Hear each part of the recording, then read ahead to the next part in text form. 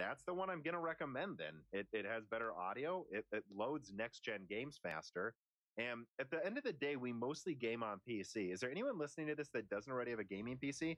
That's what's going to run your old games better than either console. Yeah, and I think when we were talking about this, I thought at least at launch it would be more trading blows. Like some games the PS5 outperformed. Maybe even in most third parties, I would think I wouldn't have been surprised if the PS5 quote unquote lost, depending on what stat you're looking at. But it seems like, based on It's what the I've other seen way so around. far, it's pretty unambiguously that the PS5 and third parties is usually winning in performance. It's worth emphasizing that in the overwhelming majority of games, they're incredibly close, though. But there are some instances where it's like clearly not ambiguous, like in Valhalla, where they were using higher levels of.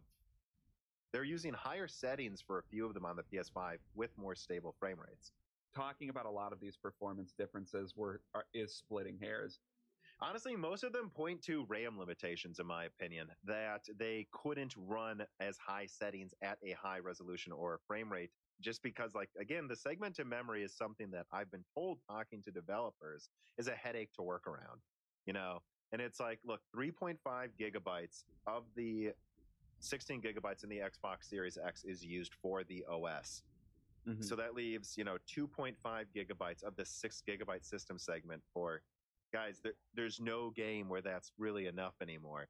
So that 10 gigabytes of that bandwidth, they're going to have to pull away 20% of that bandwidth, probably at least, to, supply that end of the memory management. And so it's really not a bandwidth advantage as far as we can tell. And that's really what surprised me. I expect certain games to favor the PS5, certain games to favor the Xbox.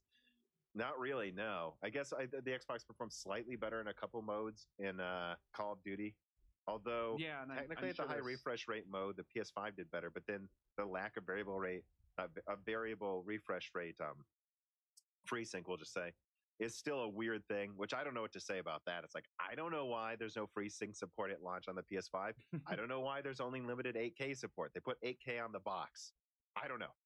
I think these are things that they realize just don't affect most people at launch, but it is a little ridiculous Sony doesn't have, I mean, they put 8K on the box. Come on, guys.